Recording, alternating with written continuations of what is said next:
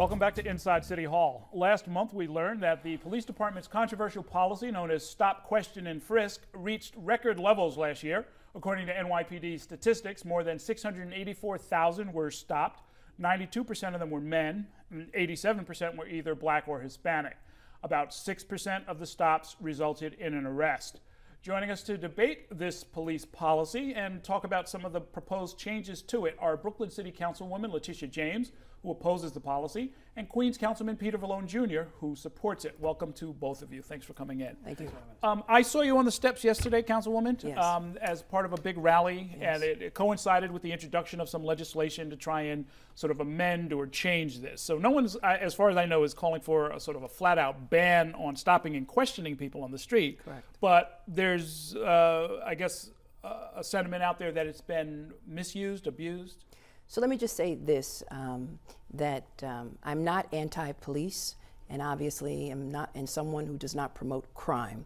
I'm someone who supports the police and have attended a number of police funerals, and my sister happens to be a member of NYPD, and have provided a number of cameras in my district, and in fact have gone out and arrested and assisted police officers in getting some bad individuals off the street.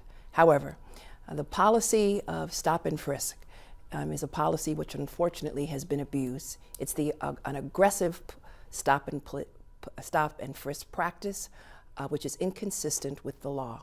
The leading case is Terry versus Ohio. And Terry versus Ohio basically is, the holding of that case suggests that individuals, when they are stopped and frisked, should be based on reasonable suspicion.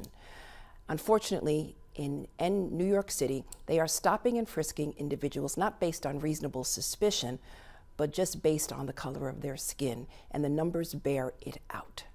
And as a result of that, I believe that the policy should be reined in, because it's basically circumscribed by the courts, and unfortunately it has been abused, and it's consistent, obviously, with the model of the broken windows theory. And so as a result of this aggressive stopping and frisking, a number of individuals have called for curtailing it and ensuring that it's not racially motivated, it's not biased, and it does not result in profiling of young Black and Latino and members of the LGBT community. Okay, Councilman. Well, she very nicely just called the entire NYPD racist, saying they're stopping people, they're breaking the law, and not stopping people based on reasonable suspicions, but stopping them only based on the color of the skin. This is the most diverse, best police force, best trained police force in the entire world. And let me tell you why we do stop and frisk.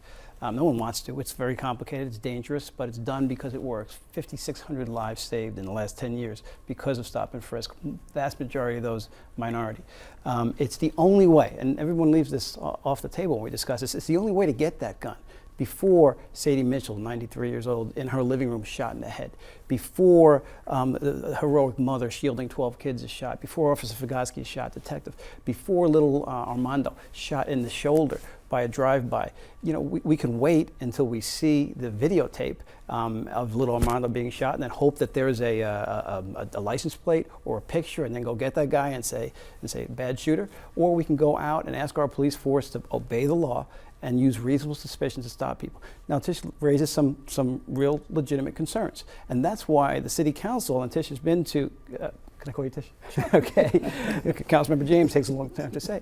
She's been to a lot of our public safety hearings. We've done more oversight on this topic than perhaps any other topic other than anti-terror. It was the City Council, myself, I wrote, together with the late, great Phil Reed, wrote the anti-profiling law here in New York City.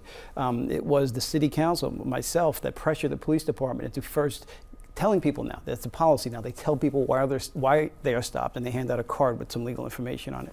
It was myself that first pressured the police department into not retaining this information for a long period of time.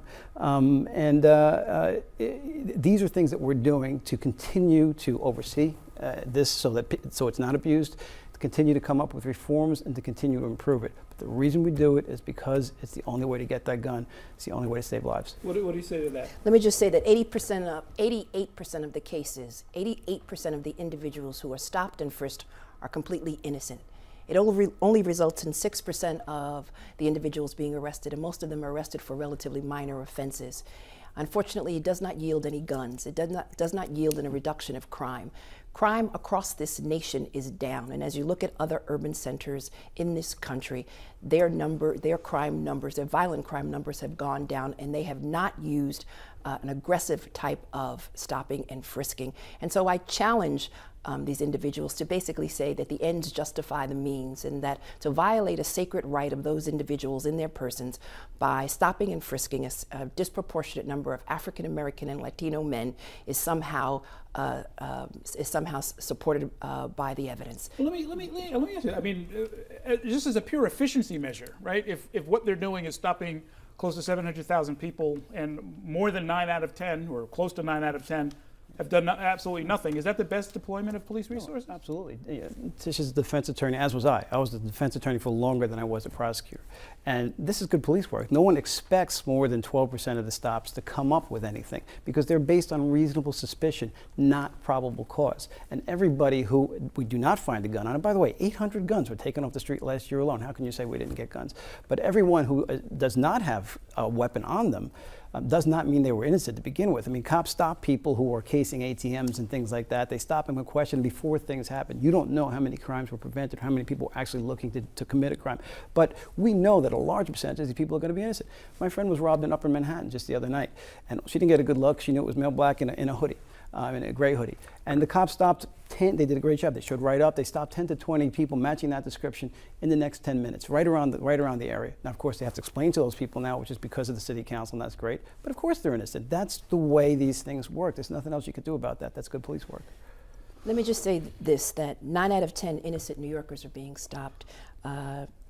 4 million innocent New Yorkers, advocates have argued, from 2004 through 2011.